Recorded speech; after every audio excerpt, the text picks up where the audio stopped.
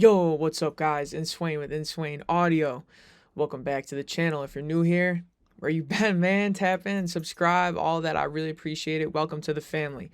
Anyways, today we're going to talk about how I made over $100,000. That's right, 100K as a mixing engineer, mastering engineer, etc. So let's jump into it. All right, so I'm going to break this video down into two parts. The first part is going to be things that I did do.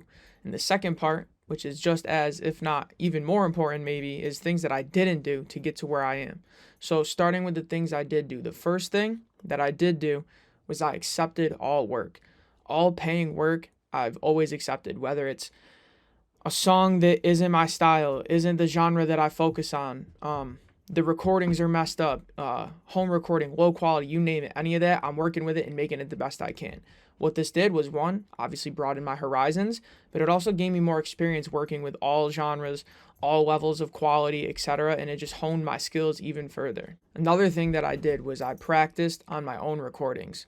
I was a recording artist and still am a recording artist first. I'm a rapper. So I had the luxury of having my own recordings that I could practice mixing with, right?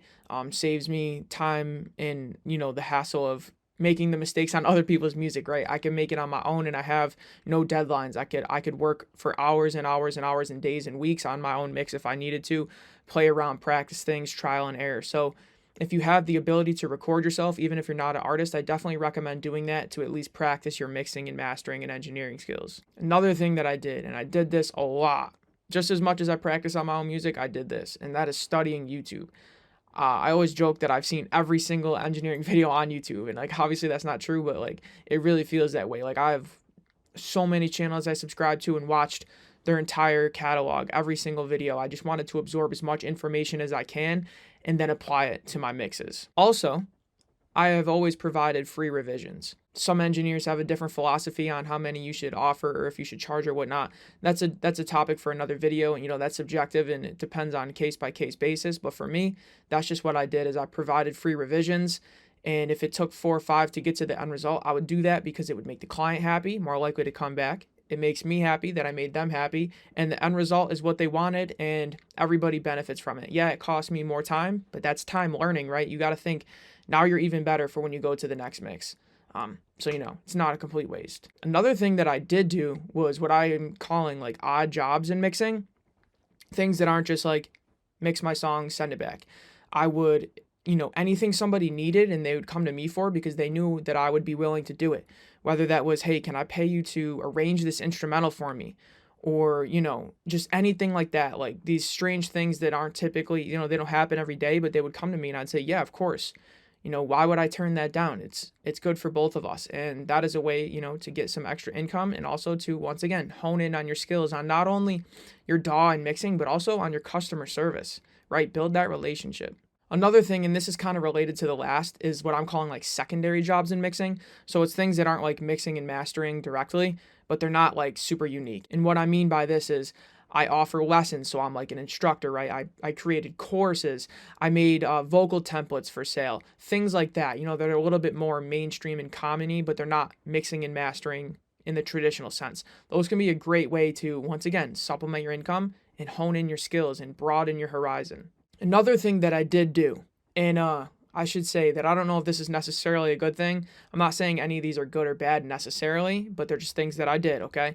And that is I worked for an extremely low price. I worked at a very undervalued price. Now, obviously, at the beginning when I was just learning, the price was probably pretty fair, but and still to this day, I work for a very undervalued price. And the reason for this is, one, I like to give back to upcoming artists, give them an affordable rate to get a song mixed and mastered to compete in the industry. Another reason is it gives me more clients. I've worked with thousands of people at this point, and it just builds up that network and more people come back. Another thing that I did was I offered mixing and mastering together. A lot of people only focus on one, or they'll provide them as separate services. Once again, this is subjective and might call for its own video, but I just offered free mastering with my mixes. It was part of the deal. Now, if you came to me with just mastering, I have a rate for that, and I always did. But if you wanted me to mix, I offered free mastering. And usually people appreciate that. And once again, I'm providing value to the customer, which is giving me return customers and making me money, but it's also giving me practice mastering and mixing and making me a better engineer so that I can make more money because I'm better, right? That's what this all comes down to. The last thing that I did do before we move on to the things that I didn't do is I practiced for years before I got a single gig, paying or free, any of that. I mixed for years. And I was practicing, like I said, on my own music, and that's how it started. And then, from there, I kept doing it. People were noticing, saying, "Hey, did you mix it yourself?" Or they would see the credits and they'd say, "Hey, how much do you charge for that?" So then that's kind of what sparked the light for me to be like, maybe I could do this for real. So those are the things that I did do to become a mixing engineer that has made over $100,000. What are the things that I didn't do? Okay, so I get asked this a lot, so I'm going to start with this one. The first thing that I did not do is I did not get a formal education in engineering, music, any of that. Another thing that I did not do is free work. I know for a lot of people, this is where they would start and it makes sense. And honestly, if I were to restart, maybe I would have done that to get, my foot in the door earlier. But just for whatever reason, it was never like that. So once again, I'm not saying do this or don't do this. I'm just letting you know what I did and you can take from it what you want. Another thing that I never did was take courses. And this is coming from someone who has courses, but I just never took them personally. Now, there's nothing wrong with them. They can be great. Obviously, some are better than others, right? You got to use your discretion for that. Another thing that I never did was have a mentor or someone offering me guidance. I never had anyone above me giving me feedback, telling me what to do, or steering me in the right direction. I just had the people on YouTube. They were my mentors. I also never interned at a studio.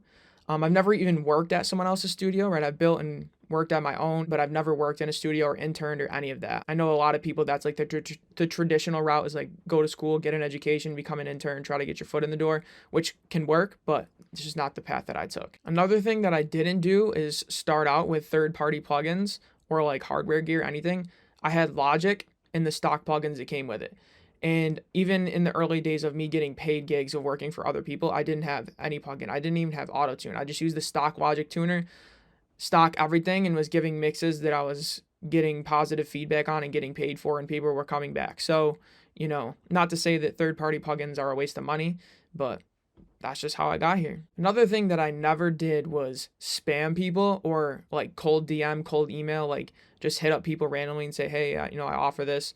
I would always let them come to me, or we would have a relationship existing already, or there would be something like they're like, "Hey, I'm looking for an engineer," or there was something that would, kind of give me a reason to offer. Like for the most part, I didn't say anything, but if I did, it was there was like a reason or an initiation for that. Not to say that cold emailing or any of that is not going to work.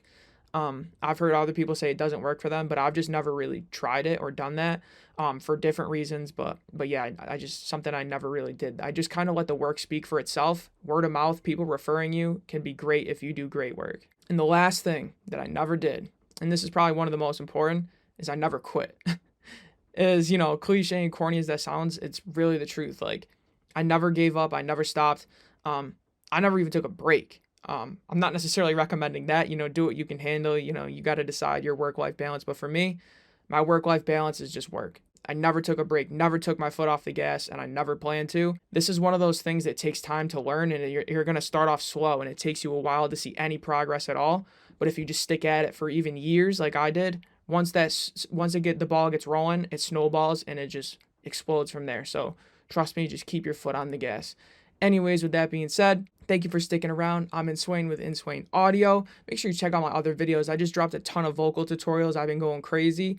Got a lot of really good, useful information here that you could learn from. So, thank you for sticking around. Make sure you subscribe. I'm not even going to say it again. Inswain with Inswain Audio, man. Peace.